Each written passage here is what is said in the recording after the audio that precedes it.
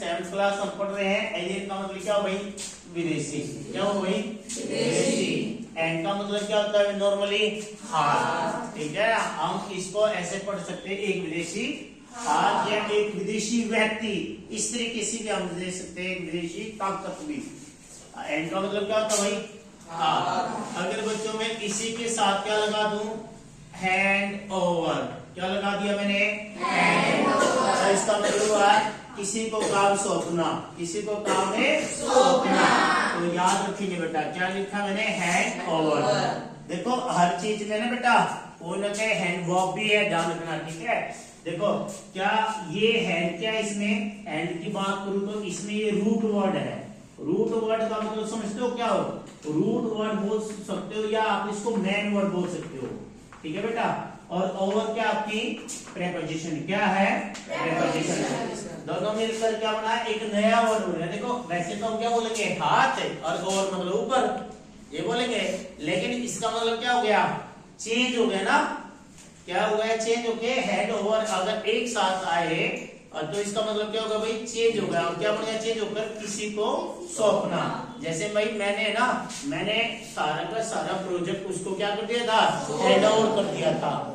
तो इसका मतलब क्या हुआ? मैंने सारा का सारा प्रोजेक्ट उसको सौंप दिया। और एलियन का मतलब क्या हुआ? फॉरेनर हुआ, विदेशी हुआ। अंडरस्टैंड? अब इसमें चैप्टर आपका कौन सा भाई?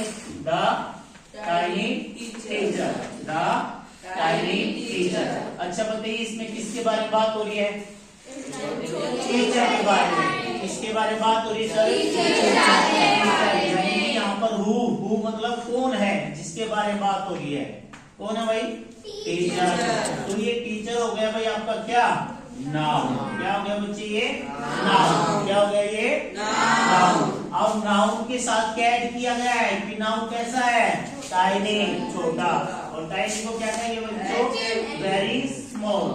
Very small. अंडरस्टैंड बेटा? वेरी स्मॉल, बहुत छोटा। अब यहाँ पर देखो टीचर कैसा बताया गया भाई आपका?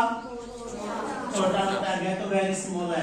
यानी कि जो नाउन के साथ कुछ ऐड कर दे, कुछ हम ऐड समथिंग कर दे, कुछ भी समथिंग ऐड कर देंगे तो क्या हो जाएगा भाई आपका? एडजेक्टिव। क्या हो जाएगा बच्चे? वो एडजेक्टिव। बिल्कुल है ना, आपकी अब रिवीजन है बच्चों। ठीक है, और रट्टाफिकेशन जो होती है वो हम कर चुके हैं ना, कि भाई ये क्वेश्चन आएगा, ये आएगा, लेकिन अब उस पे काम नहीं करना हमें। अब हम हर एक लेटर के वर्ड, लेटर से बनते हैं वर्ड, और हर एक वर्ड पर फोकस करेंगे कि हमारा ग्रामर में किसका पार्ट है, पार्ट ऑफ स्पीच का है, फिगर ऑफ स्पीच का है क्या ये चीजें। अंडरस्टैंड बेटा? जो नाउन के बारे में डिस्क्राइब करे वो क्या होता है भाई? एडजेक्टिव। क्या होता है? देखिए अच्छी बात मैं आपको ये बताने वाला हूँ, इसमें डी क्या रहता है बेटा? साइलेंट। क्या रहता है इसमें? साइलेंट रहता है। क्या रहता है? मुझे एक वर्ड आप लोग बता दो कि जिसमें ऐसा ही वर्ड बनता हो, ऐसा ही शब्द बनता हो जिसमें डी साइलेंट रहता है, कोई बता सकता है बच्चों? बताओ जल्दी से। नहीं, ए डी और जी हो, जे हो। एडजेसेंट साइड पढ़ा आप लोगों ने? ए डी ऐसे पढ़ा नहीं? मैथ में पढ़ा नहीं भाई? इसमें क्या रहता है बेटा? डी साइलेंट है, एडजेसेंट बोला जाता है। क्या बोला जाता है? ये एडजेसेंट। ठीक है, क्या रहता है? डी इसमें साइलेंट है। देखो क्या किसके बारे में बात करें बेटा? टीचर। टीचर क्या हो बेटा? जो आंसर आपका किससे नजर आए? हु से, whom से और व्हाट से। बोलो मेरे साथ, किससे? हु से, whom से, व्हाट से। वो क्या होगा बेटा? नाउन। क्या होगा बेटा? नाउन। अगर हमें एडजेक्टिव का पता करना है, एडजेक्टिव का पता करना है तो क्या करेंगे हमें?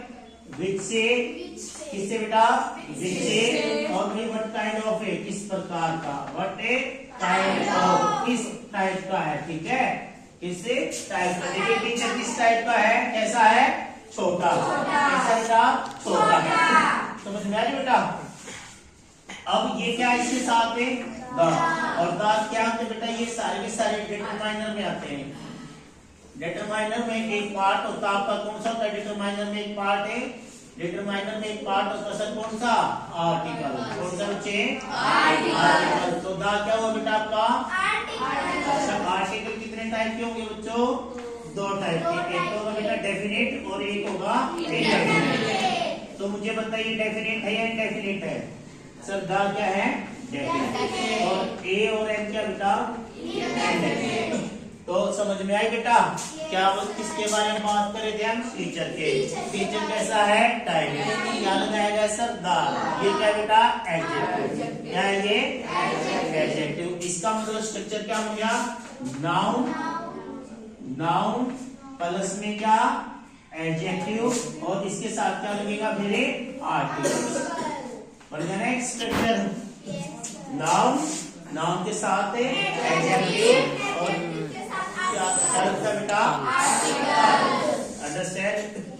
तो हमने सिर्फ नाम पढ़ा बच्चों, ठीक है? केवल नाम पर फोकस किया और नाम से जाना कि भाई ये हमारा क्या क्या पार्ट है। अंडरस्टैंड? चलिए आगे हम इसके बारे में कुछ जान लेते हैं। देखिए बेटा आगे एक लाइन लिखेंगे, name the smallest insect. Name the smallest. Smallest का मतलब क्या हुआ? स्मॉलेस्ट का मतलब क्या हुआ? छोटा भी और सबसे छोटा। देखो बेटा क्या लिखा गया था पहली लाइन में? Name the smallest. Name the smallest insect. Insect you have seen. You have seen. अब इस लाइन को समझने की कोशिश करो बच्चों। इसमें क्या कहा गया? कहा गया कि name the smallest insect you have seen. अब एक बात देखो ध्यान से, क्या लिखा गया बेटा? ये स्मॉलेस्ट लिखा गया ना? स्मॉल का सॉरी क्या था ये? स्मॉल के साथ क्या ऐड कर दिया गया? EST। क्या कर दिया गया? EST। क्या कर दिया बेटा? अगर ये मैन वर्ड क्या हुआ आपका? मैंने बताया था मैन वर्ड और रूट वर्ड क्या हुआ आपका? स्मॉल। स्मॉल से बड़ा ना बेटा? स्मॉल से बड़ा ना, तो मैन वर्ड हुआ। ये क्या हुआ? ये या उसको रूट वर्ड बोल दो, यानी कि मुख्य काम किसने किया? स्मॉल ने। और इसके साथ क्या होगा बेटा? EST। जब हम किसी शब्द के आगे पीछे कुछ लगा देते हैं तो इंग्लिश में उनको बेटा पीछे आ जाए तो स्पिक्स कहते हैं। क्या कहते हैं? स्पिक्स। और आगे आ जाए तो क्या कहते हैं? प्रीफिक्स। क्या कहते हैं? प्रीफिक्स। ठीक है? अगर दोनों से मिल गया है तो उसको कहते हैं इनफिक्स। चलिए वो अभी आपका काम नहीं है। अभी हमने पढ़ा स्मॉलेस्ट। ठीक है बेटा? स्मॉलेस्ट का मतलब क्या हुआ? सबसे छोटा। अगर ये कौन सी डिग्री लगी है बेटा? इसके साथ है एडजेक्टिव ऑफ डिग्री। पढ़ा आप लोगों ने? Adjective of A degree. 3 type की डिग्री पढ़ते हैं ना बच्चों हमें। और कौन सी?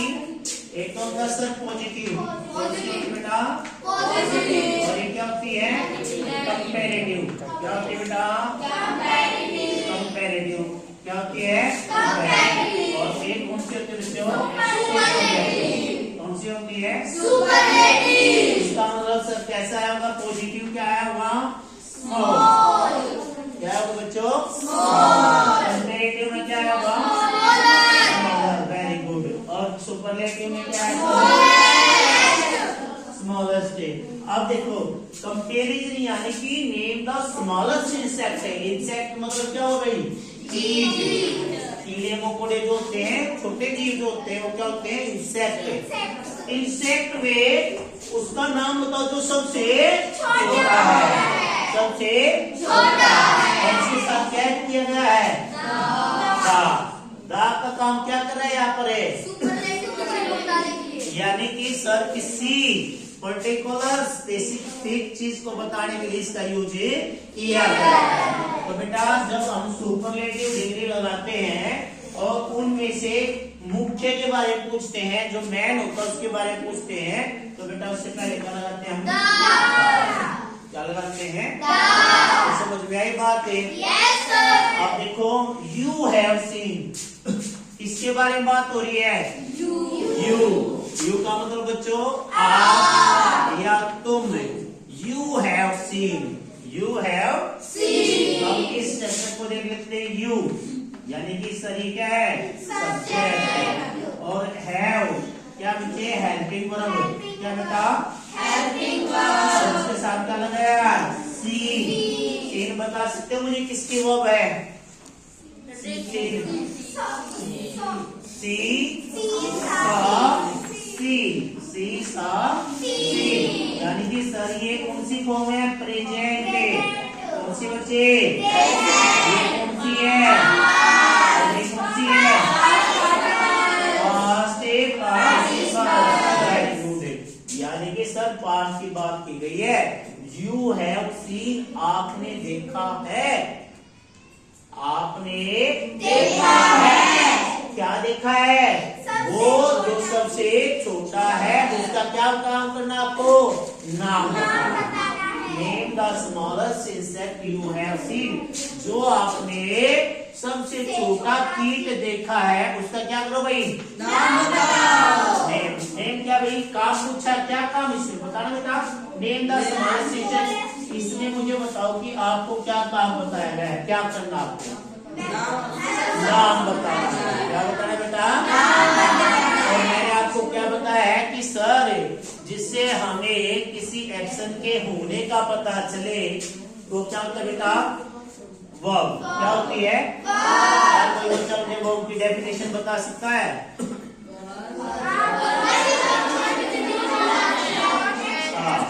वर्ब इज अ वर्ड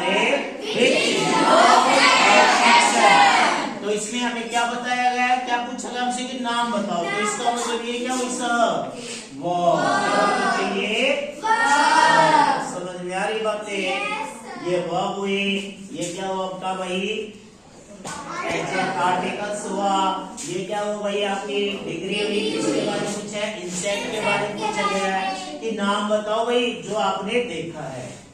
तो जब हम इंग्लिश रीडिंग करते हैं बच्चों, या हम बोलते हैं, या कहीं पर भी हम पढ़ते हैं, लिखते हैं, तो उनमें अगर हमें ये पता चल जाए कि इंग्लिश के किस पार्ट का हम यूज करें लाइन में, तो हमारी जो बेसिक इंग्लिश है ना बेटा, जो फाउंडेशन होती है हमारी इंग्लिश पे, वो बड़ी अच्छी होगी, मजबूत रहेगी हमारी।